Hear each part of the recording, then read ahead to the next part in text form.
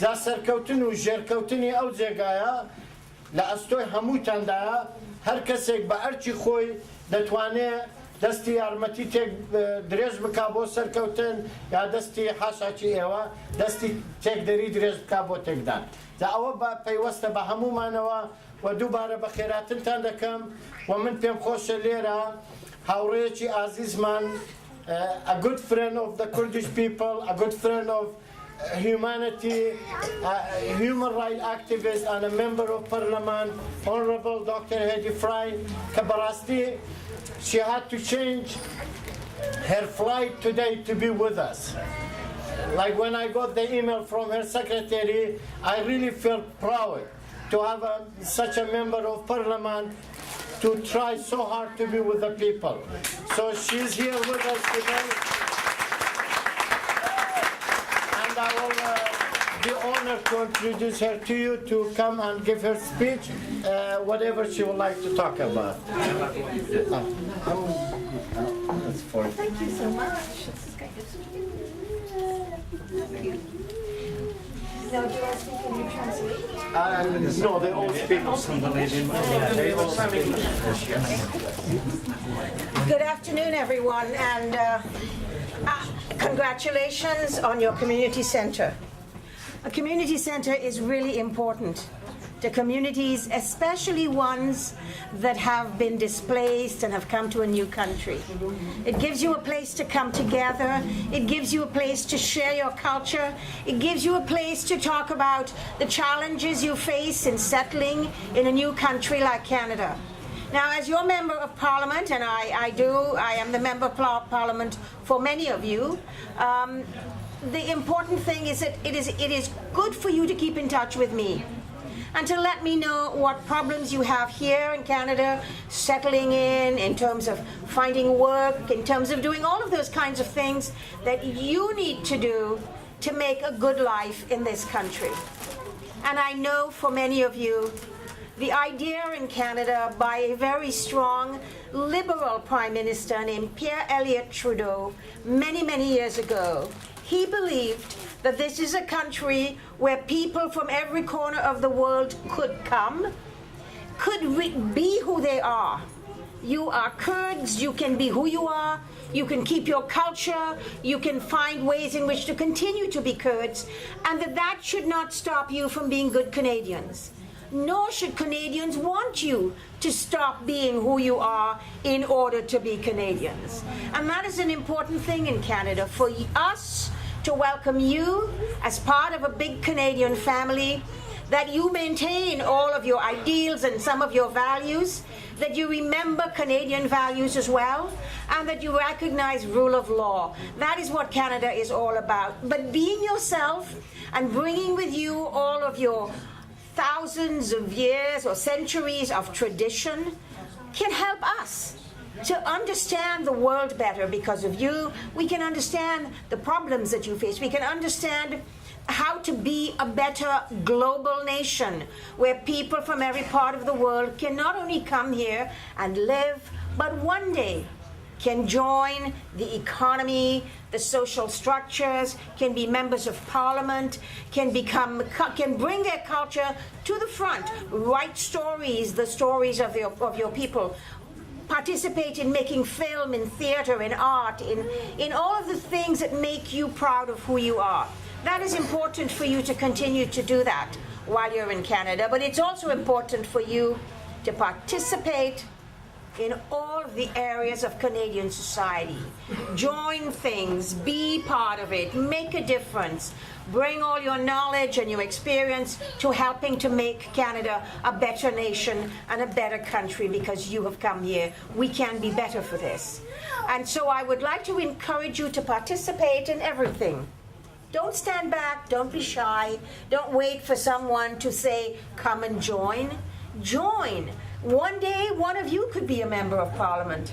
I came here in 1970 as an immigrant, and I am not only a member of parliament, but I was a minister in the Liberal government when we were in government. And now, you know, we're in opposition, but the point is, That is where you can also change society. That is where you can talk about international issues with regard to what is happening to your homeland. Because I know that all of us who have come from somewhere else, while Canada has become our home and our country, there's a little piece of us that is left back home, that yearns sometimes to go back, that yearns to help home and to want to make your home a place where your people can live in freedom and can begin to form a nation and to be proud and to stand shoulder to shoulder like you must with all of the nations of the world. And Canada is a place where you can bring that story and see what Canada can do at the United Nations to tell you a story. Canada has had major problems with Iran and the way that Iran has treated its own people as well as the Kurdish people. You know that all of us have made sanctions against Iran at the United Nations and spoken against Iran. So that there is a home here for you to speak out. Joining political life helps you to be able to speak out and helps you to be able to have people like me understand what is going on in your homeland, because we need to know. The only way we know is what we read in the paper, right? And that we know quite a lot of what we read in the paper is not really true at all. It's just something that somebody else said. So sometimes I need to have you help me to understand what is going on in your country better than I read in the paper. So I want to congratulate you once again for having your community center. I hope one day it can be bigger and you can become a larger community and that you can become a force to be reckoned with in Canada, to be known, to be heard of, to help to change the face of this nation, to be the kind of nation that all of us, I know especially Liberals, hope that it can be, which is a world nation that has all the people of the world, speaks for all of the people of the world, and understands all of the people of the world who themselves can be Canadian. So thank you very much for having me here today.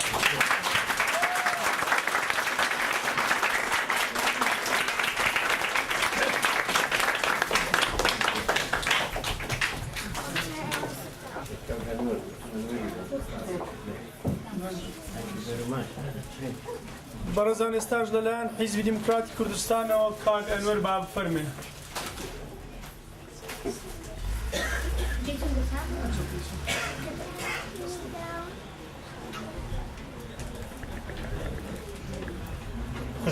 خوشکبرانی بەڕێز بە تایبەتی زۆر بەڕێز خانمی دکتۆر هێدی فرای ئەندام پارلەمانی کانەدا گوێڕای بە خێراتنی وی و هەموو لایەک بۆ ئەو مرۆ کە ئێمە هەموو لێرە کۆبوونێتەوە بۆ ئەوەی کە لە کرانەوەی ماڵی کووردا بەشدار بین. دەمەوێت لەلایەن کمیتەی حیزبی دموکراتی کوردستان ئەو بەشێکە لە ڕۆژهەڵاتی کوردستان چوارچێوەی خەبات و تێکۆشانی ئێمە بۆ مافەڕەواکانی گەلی کورد واتە ئەو بەشەی لەژێر دەستەڵاتی ڕێژیمی جەمهوری ئیسلامی ئێراندایە وێڕای سپاس و پێزانین و دەستخۆشی لە هەموو ئەو کوردە دڵسۆزانەی کە ڕاستگۆیانە لە پێناو بەرژەوەندی و خزمەتکردن بە زمان و ئەدەبیات و کولتوری کوردی دوای ماندووبوونێکی زۆر و ئەزێتێکی زۆر و مایەدانان لە کاتی خۆیان توانیان ئەو فرسەتە بڕەخسێنن و ئەم ڕۆژە باش و زێڕینە بۆ ئێمە کوردان لێرە بڕەخسێنن کە ماڵی کورد بکەنەوە. وێڕای دەستخۆشیکردن لاوان چاوەڕوانی ئێمە وەکو حیزبی دموکراتی کوردستان ئەوەیە کە ئەوان بە دوور لە حیزبایەتی بە دوور لە بیرکردنەوە و بیر و بۆچوونی حیزبی و تاکە کەسی تەنیا لە پێناو بەرژەوەندی و بەرەو پێشبردننی مافەکانی گەلی کورد زمان و ئەدەبیات و کولتوری کوردی لێرە هەوڵ بدەن. چاوەڕوانیمان لە هەموو کوردانی ئێرە لە بریتیش کولومبیا ئەوەیە هەموو لایەک هاوکاری ماڵی کورد بکەن بۆی کە بتوانین خزمەت و فەرهەنگ و کولتور و زمانی خۆمان بکەین. لێرە کە باستەوە دەکەین دوور بێت لە فکری حیزبایەتی بەمانای ئەوە نییە ئێمە دژایەتیمان لەگەڵ هیچ حیزب لایەنێکەیە. لەگەڵ ڕێزمان بۆ هەموو حیزبەکان گومانمان لەوەی دانیا هەموو حیزب و ڕێکخراوە کوردستانیەکان دەوریان هەبووە لە خەبات و تێکۆشان لە پێناوی وەدیهێنانی مافەکانی گەلی کورد. بەڵام کە فکری کوردی هاتە نیە و ماڵی کوردەوە تەجربە ئەوەی سابت کردە بۆ ئێمە دیتومانە بەڕاستی شتەکە بەلاڕێدا دەچێت. بۆیە پێداگری ئێمە لەسەر ئەوەیە دوور بێ لە هەر چەشنە بیر و بۆچوونێکی حیزبی بۆی کە بتوانین ڕاستگۆیانەتر سادەخانەتر خزمەت بە کولتور و زمان و ئەدەبیاتی کوردی بکەین. جارێکی دیکە هیوادارم هەموو لایەک سادەخانە دڵسۆزانە بە پێی توانە هاوکاری ئەو براتە سۆزانە بکەن کە بۆ کارە هەستاون یارمەتیان بدەن مادی یا معنەوی.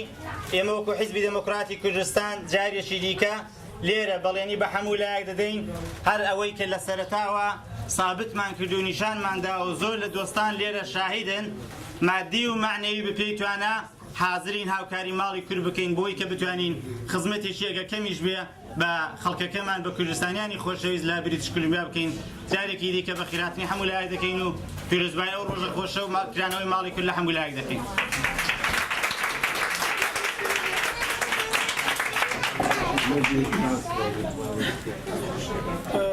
ئێستاش لەلایەن کاک ئیسماعیل ئیبراهیمی حیزبی وتاری حیزبی دموکراتی کوردستانی ئێران دەخوێندرێتەوە با بفەرمێن.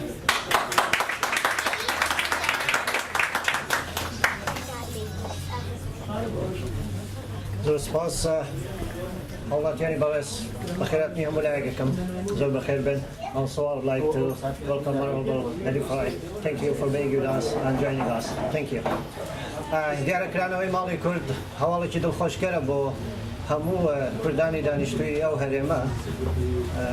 شتێکی پێویست بوو خۆزگا زووتر بکرا بە لەمێشتر ئەو کارە بکرا بەیە بەڵام بەداخەوە بۆ کاری بە کۆمەڵ ئێمە زۆر بەکەمی هەوڵ دەدەین و زۆر بەکەمی بۆی هەڵدەسوڵێن. بۆیە ئەو دۆستانەی کە ئەو بیرۆکەیاندا دروست بوو و دەستیان داوەتەیە بەڕاستی جێگای دەستخۆشیە و ئێمە وەکو حیزبی دموکراتی کوردستانی ئێران دەستخۆشیان دەکەین و سپاسیان دەکەین. سپاس گاکشوان. دیارە بەداخەوە ئێمە هەندێک تەجروبەی ناسەرکەوتومان هەبوو وەکو کوردیش کمیونیتی لێرە. هیوادارم لەو تەجروبە ناسەرکەوتوانە دەرسمان وەرگربێت بتوانین ئەو ماڵەچکۆلەی کە ئێستا کراوەتەوە نەک بیپارێزین بەڵکو هەوڵ بدەین گەورەتری بکەینەوە بۆ ئەوەی کە هەمومان خزمەت بکات بە هەمومان بەتایبەت بە ئەو مناڵانەی کە لێرە لەدایکە بن و نیشتمانەکەی خۆیان نەبینیوە بتوانن لێرە لەگەڵ یەکترا تەماسدا بن پەیوەندیمان لەگەڵ یەکترا بێت و بتوانین کولتوری خۆمان بپارێزین. هیوادارم دیسان هیوای سەرکەوتنی بۆ دەخوازم و بەش بە حاڵی خۆمان ئەوەیە کە لە تواناماندا بێت بەڵێنی یارمەتی دەدەم بۆ هاوڕێیانە و هیوای سەرکەوتنیان بۆ دەخوازم هەر بژین سەرکەوتوو بێت.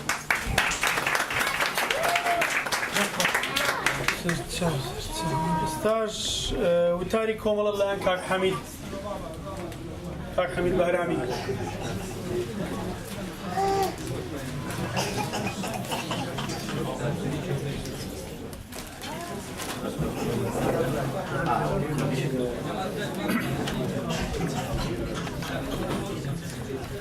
Good afternoon, ladies and gentlemen.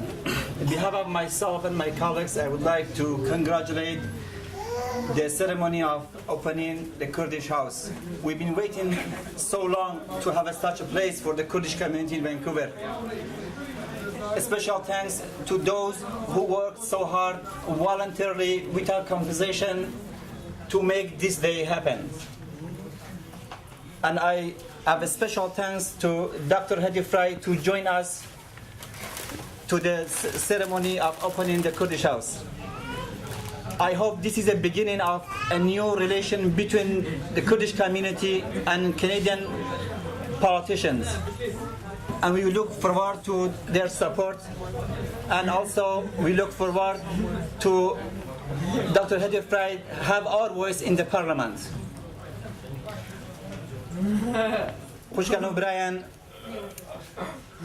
پێم خۆش بوو ئەو چەموتە لەبەر ئەو خانمەر کە لێرەیە بە ئینگلیسی بڵێم لەلایەن خۆمەوە هەروە هاوڕێیانمەوە زۆر پیرۆزباییەکەم بۆ ئەو ڕۆژە بۆ کردنەوەی ئەو ماڵە بەڕاستی ئەمە ئیمکانی نەبوو بەبێ ئەوەی کە ژمارەیەک لەو کەسانەی کە زۆر دڵسۆزانە کاریان بۆی کرد ماوەیەکی یەکجار زۆرە کاری بۆ دەکەن زەحمەتی بۆ دەکێشن کە بلاخرە دوای نزیک 10 ساڵ کامیونیتی کوردی لێرە توانین جێگایکی ئەوەی هەبێت. هیوادارم هەروەجە کاکشوان بەڕێنیدا لەسەر ئەو ئاکارە بڕواتە پێشەوە و ئەگەر لەسەر ئەو ئاکارە بڕاتە پێشەوە بێگومان لە کارەکانیان سەرکەوتووە بێ.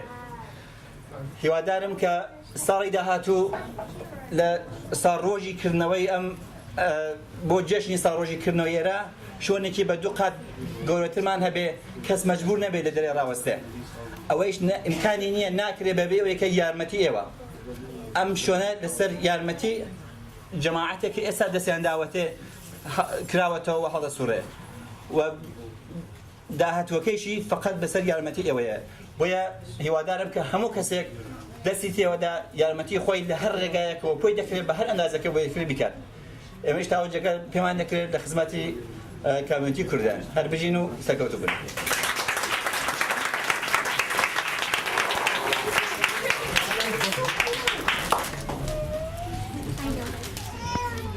بەڕێزان ئێستاش وتاری پارتی ژیانی ئازادی پەژاگ لەلایەن مامۆستا برامی باقیەوە دەخوێنرێتەوە با بفەرمێ.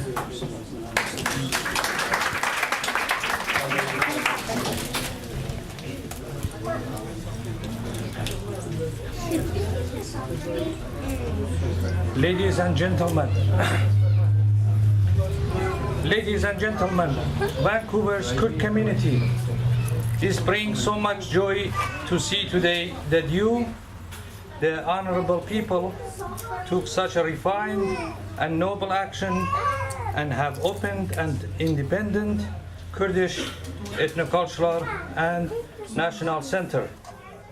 The existence of such a center will surely bring more unification and understanding for the Kurd community of this province and benefit people from the service that it can offer. We are confident that what you establish today will open the doors to accomplishment of greater tasks that eventually shall render a greater participation and contribution of the Kurd community to Canadian social and political progress. We are proud to announce that we shall not hold back on offering any kind of support which would be within the umbrella of Canadian law and the principle of a democratic society. We should also extend our gratitude to Dr. Hedy Fry's presence here. We believe participation of such a political figure who has spent many years of her life on the country's political and social stage trying to improve and elevate our citizens' life standards is rather promising and brings joy to us. We welcome her and thank her by giving us the warm feeling of hope that in spite of the fact that across the world in Iran, Turkey, Syria, our people are becoming subject to humiliation, mistreatment, and all kind of torture. But still there are many people in the world like her who are willing to stand beside and defend the rights of the nations and ethnic people who are subject to injustice. From this podium, we ask her very kindly and with much appreciation to extend our voice to the ears of those who are in charge of the writing and enacting the Canadian government's foreign policies in the Parliament, letting them know that we are a nation that the length of our persecution is the same as our history.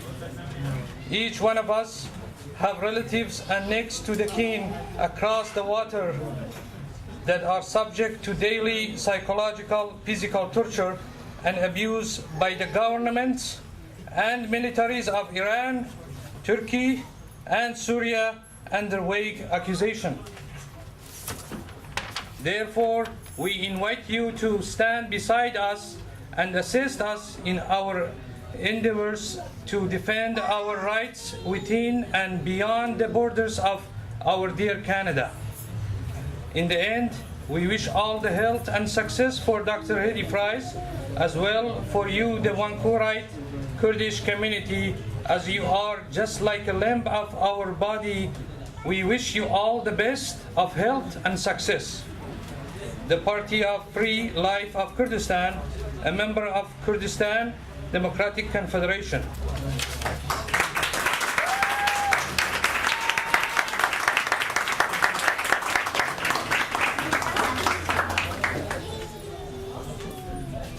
بەڕێزان ئێستاش وتاری کۆمیتەی بزوتنەوەی گۆڕان لەلایەن کاک فەراد کەریمی دەخوێنرێتەوە با بفەرمێ.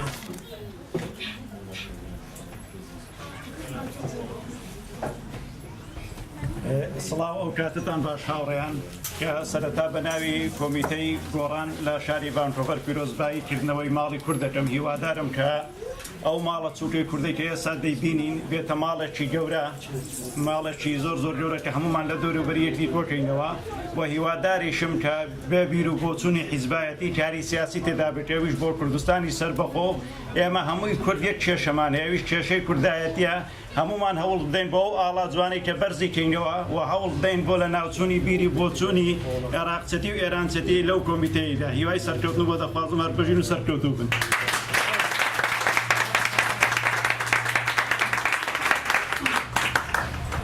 خۆشەویستان ئەوڕۆکە کۆمەڵە کورد لێرە کۆبۆتەوە کە بە بۆنەوەی کردنەوەی ماڵی کوردان بۆیە پێویستمان زانی بەسەرکردنەوەی چەند کەسێک بکەین کە بزانین ڕایان چۆنەوە هەستیان چۆنە بەرامبەر بەکردنەوەی ماڵی کوردان.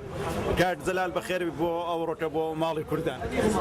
زۆر سپاس دەکەم بەپێی ئەو داوایی کە ئەو داوەتی کە لەمە کرابوو بۆ ماڵی کوردان ئەمە هاتوین سەردانی ئەو ماڵی بکەین دیارە زۆر لەمێژ بوو ئەمە چاوەڕوانی شتێکی وامان دەکرد زۆر شتێکی بە پێویست بوو کە لێرەش کوردەکانی ڤانکۆڤەر جگایەکی ئەو تۆیان هەبێ و بێن لێرە لە دەوریە کۆبنەوە و کاروبارە کوردایەتەکانیان ڕابپەڕێنن زۆر شتێکی پێویست بوو زۆر پیرۆزە ئەمەش هاتین سەردانی ئەو بنکەی بکەین کە لێرە بە ئیسلام ماڵی کوردە و هەموو کوردەکان بە هەموو چین و توێژێک دەتوانن بێن لێرە کاروباری خۆیان لەسەر مەساری کوردستان لەسەر وەزعیەتی ئێرەیان کۆ ببنەوە لە دەوریەک بە شاد و شکور بە بەرنامەهای جوان و ڕەنگاوڕەنگ لێرە ژیانی خۆیان بەرنە سەرێ و ژیانی کۆمەڵاتیان لێرە بەڕێوە برن. دەستخۆشی لەو برادران دەکەم لەو خۆشەویستان دەکەم کە زەحمەتیان کێشاوە بوون تەبانی و بنیانگوزاری ئەو شوێنەی دەستیان خۆش بێ و سپاسیان لێ دەکەم. دەستخۆشیدان لێکم ئینشاڵڵا سەرکەوتوو بوون هیوادارم ئێمەش بتوانی مەسەن خۆشیە شتێکی لەو ماڵی کوردە وەربگرین و وەکی گەنجێک و لاوێک دەستان خۆش بێت. زۆر سپاس. پێشێکی زۆر خۆشحاڵم بەکردنەوەی ئەم کۆمیونیتی کوردیە ئیتر خۆشحاڵم. زۆر سپاس. زۆر سپاس وەڵا دەستخۆشیدان لێگەم ئینشەڵڵا هیوادارم سەرکەوتوو بن و مستەقبەلێکی باشی هەبێت. هەستت چییە بەرامبەر بەکردنەوەی ماڵی کورد ئەوڕۆکە لێرەدا؟ وەڵی هەستم زۆر خۆشە لەوە خۆشتر ماڵێکی کورد هەبێ و هەموومان بین هەموو کاتێ. زۆر سپاس. زۆر سپاس بۆی هەواڵان کاوێ کی ئەمەک دایش بێ مەسەلەی گەلە زۆر جوانە ئەم کوردمە تەبلەوەیە گەلە دڵخۆشم زۆر مەمنونم. پێشنیارت چییە؟ چ پێشنیارێکی تێەوە؟ پێشنیارمە وەک ئەم دخوازن هەواڵە وگرێ خۆ ببینن نازانێ ئەم پاڤڕا بن ئەم هەڤ ناسکن هەڤ ببینن ئینشەڵڵا ji vir pêda em pêş dikevin ji vir pêda mesela me daha pêş ciwan dibî xort dibî سەخێری زۆر سپاس. چاوێ منی وەڵاهی بەڕای من شتێکی باشە جێک هەبێ کوردان لێ کۆ ببنەوە و دانیشتنی خۆیان تێ بگەن تەنها پێویست ناکە شوێنێک بە بۆ سیاسەت و دەتوانێت سۆشەلایز بکەن کوردان یەکتر بناسن و کەسێک جێک نەبێ بێ بچێت تەنها بچێت لەگەڵ کوردان خەڵکی کووردا بنشێت و کاتی خۆیان ببەنە سەر ئەگەر هیچ شتێک نەبێ هەر بۆ ئەو کەسانی کە جێک نییە بۆی بچن بەڕای من شتێکی باشە. خۆشەویستان ێساژێتێک لە بەشداربوان بە کارعەتا لێرەیە بزانین کارعەتا هەستی چیە بەرامبەر بەکردنەوەی ماڵی کورد. زۆر سپاسانەکەم زۆر پێ خۆشحاڵم بەکردنەوەی ماڵی کوردان لە ڤانکۆڤەر بەڕاستی کارێکی ڕێکوپێک و هیوادارم ئەم جێگایە بێ بە شوێنێکی ڕۆشنبیری و کلتوری کوردی و ناساندنی مەسەلەی نەتەوەکەمان بە خەڵکی کە ڤانکۆڤەر و بە حکوومەتی کەنەدی و ڕێخستنی کارەکانی بە شێوەیەکی زۆر ڕێکوپێک بە بێ جیاوازی هیچ بیرڕایەکی سیاسی ئێمە لێرە تەنها کۆبوونەوەمان هەیە لێرە تەنهاشتی مشترک لە بینمانە کە هەمومان کوردین هیوادارین بتوانین کە خۆمان وەکو کوردەکانی دەرەوەی وڵات لە شاری ڤانکۆڤەر بناسێنین بە خەڵکی کەنەدا کە شێوەیەکی مۆدێرن بین بم شوێنی ماڵی کووردە هیوادارم ئەمە نەبێتە شوێنی حیزبێنەوە وەکو نەبێت بە شتێکی تەقلیدی جاران کە هەر یەکە یەکێتی یان پارتی یان حیزبەکانی کە هەر یەکە جێگایەکە بۆ خۆی و ئاهەنگەکانی خۆیان بە شێوەیەکی جیازی ئاکەن هیوادارم ئەمە بە شێوەیەک زۆر ڕێکوپێک و مۆدێرن و هیوای سەرکەوتنان بۆ خوازی. سەرەتا پیرۆزبایی دەڵم بە هەموو هاوڵاتیانی دانیشتووی ڤانکۆڤەر بۆ کردنەوەی ماڵی کورد ئاو هەنگاوە بە هەنگاوێکی پیرۆز دەزانم لەلایەن خۆمە و دەستخۆشی دەڵم بە هەمووانەی کە لە بیرۆکەیەوەدا بوون و دەستیان داوەتێ و ئەو کارە جوانیان ڕەپەڕەندا هیوای سەرکەوتنیان بۆ دەخوازم و هیوادارم هەموو هاوڵاتیانی کوردیش لێرە ئەوەندەی لە دەستیان دێت هاوکاری بکەن بۆەوەی کە ئەو ماڵە چکۆلەیەکە ئێستا ساز بۆ گەورەتری بکەین و ببێت بە شوێنێک بۆ یەکگرتووی و هاودەنگی ئێمە لە شاری وانکوڤەر. زۆر سپاس. دەستخۆشیتان لێ دەکەم و هیوادارم ماڵی کوردم جارە سەرکەوێت و ئیتر بە پشگیری هەموو خەڵکەکە هەموو خەڵکەکەش پشگیریان بکات و هیوادارم سەرکەوێت و دووبارە پیرۆزباوی لە هەموو کوردەکانی ڤانکۆڤەر دەکەم و هەرەوەندا. زۆر سپاس. تەنها من دوێنێ لە تەلەڤیزیۆنی کورد تیڤی گوێم لێ بوو کاشتی ماڵی کورد کراوەتەوە و لاوانێ پرۆگرامی شتێک هەبێ ئەگەنە شتێکی زانیاریکی ئەوتۆی بەرامبەر نازانم بەس خۆشحاڵم مەسەلەن بۆ کوردە و بۆ ئەبینەوە لێرە و یەکترە بینین و بیستوش ماگەر مەکتەبی کوردی بۆ مناڵان بکەنەوە ئەوە زۆر منی دڵخۆش کردووە یعنی هەتا تواناشم بێ پێوە یەم و بتوانم چەند بتوانم یارمەتیشیێن. زۆر سپاس. زۆر پێ خۆشحاڵم بۆ مثلەن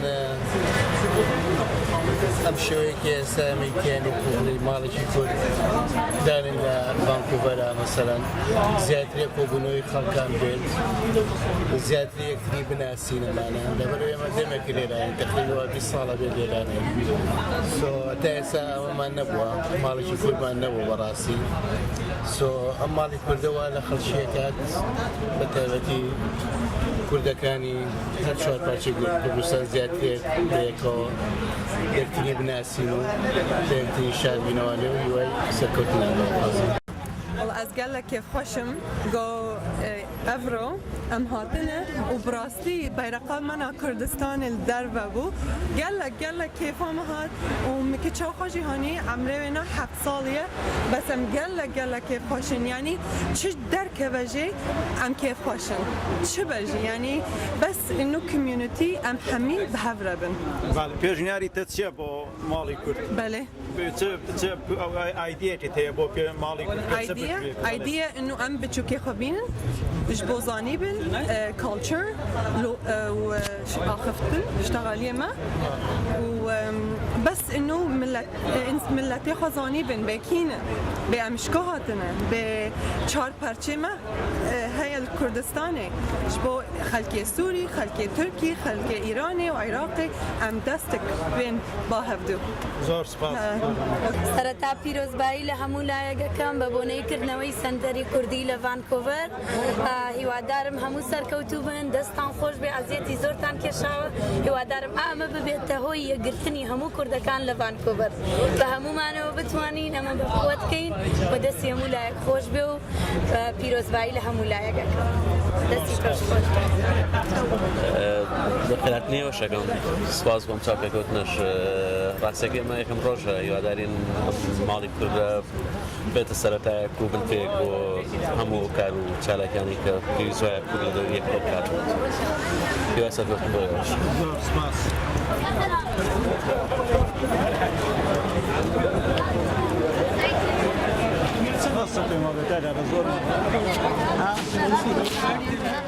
هیویدارم و گلک ڤانکوڤرێ کوردی ڤانکوڤرێ لە خۆ ساحیب دەرکەون زمانی خۆ ساحیب دەرکەون لە کولتورا خۆ ساحیب دەرکەون و بە دلێکی خۆش و بە هەفگرتنێکی بەقووەت کوردستانی هەموو وەرن لە ماڵا کووردا ساحیب دەرکەون. زۆر سپاس بۆ کورد تیڤی کو ئەڤی مەجالێ داما ئەمە قسە دکەن دەمەوە خۆش ڕۆژ باش.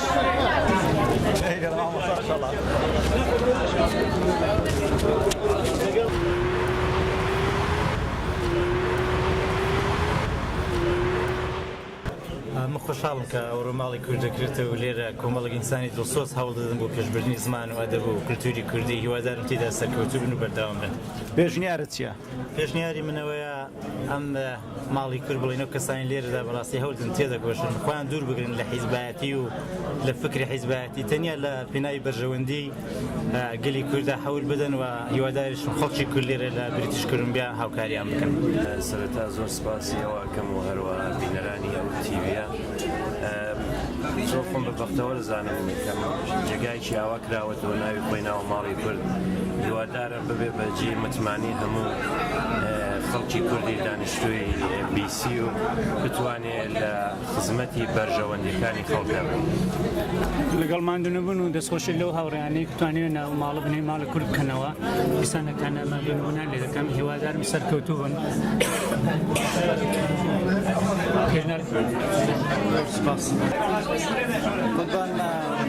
پیرۆزبایی لە تەواوی کوردەکانی ڤانکوڤەر دەکەم و دەستخۆشی لەو هاوڕێیانە دەکەم کە زەحمەتیان کێشە بۆ کردنەوەی ئەو ماڵە هیوادارم ماڵی کورد هەروە پڕبێ لە کورد و هاوڕێیان بتوانن ئەو جەمعە کوردانە کە هەوڕۆ لێرە کوبنێتەوە لە ئایندەدا لە داهاتوودا کوردەکانی زیاتر و چاروانیەکەەوە بێ کە شوێنێکی لەوەی گەورەتر کوردەکەم لە دەوری کۆببینەوە شوێنێکی لەوەی گەورەتر بۆی بتوانێت جوابگۆی پروگرام و بەرنامەکانی ئێمە بێت شتەبێک پێنگاوێکی زۆر پیرۆزە پیرۆزبایی لە هەموو کوردی دانیشتووی ڤانکوڤەر دەکەم